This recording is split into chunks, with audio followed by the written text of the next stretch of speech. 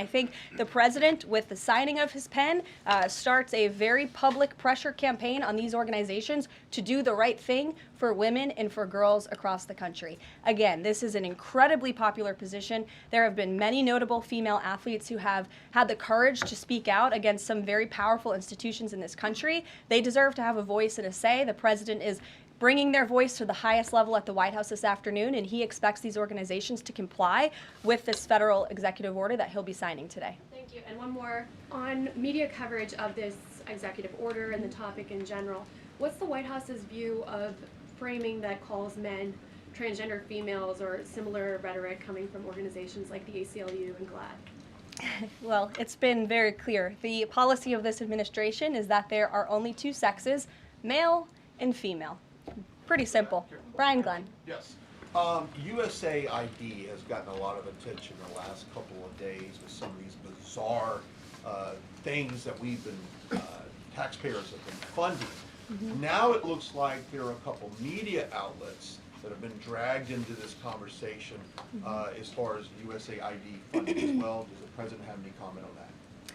So upon coming out here to the briefing room, I was made aware of the funding from USAID to media outlets, including Politico, who I know has a seat in this room. And I can confirm that the more than $8 million taxpayer dollars that have gone to essentially subsidizing subscriptions to Politico on the American taxpayers' dime will no longer be happening. The DOJ team is working on canceling those payments now.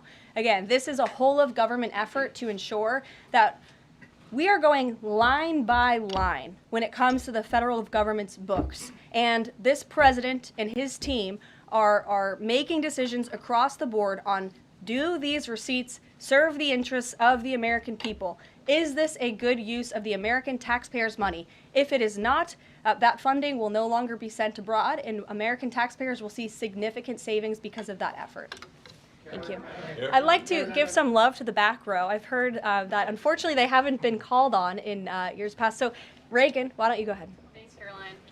The WHC announced that comedian Amber Ruffin, who has called the president a toddler with his pants pulled down, will be the entertainment for this year's Correspondents' Dinner.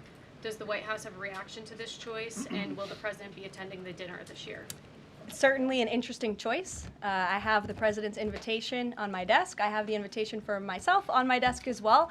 Haven't talked to the president about it. When he makes his decision, I will let you all know. But definitely an interesting choice of the comedian. I'll talk to the boss about it and see what we decide. Sure, go ahead. Yes, yes. On the executive order set to be signed today, you said that this will be enforced. Can you spell out for schools and the public how exactly the administration plans to enforce this, even at the local levels? And on top of that, there are human rights groups who say that this could expose kids to discrimination. What is your response to that? I think kids have already been exposed to discrimination, especially young women and girls who have been forced to shower in locker rooms with biological men, who have been forced to compete on playing fields with biological men, which is incredibly unfair and unsafe, and again, an incredibly unpopular policy with the American people. As for the actions that this executive order takes, I already laid those out at the beginning of the briefing. I'm happy to give you a copy of this fact sheet so you can let your audiences across the country know. What's your message to schools who don't comply with this?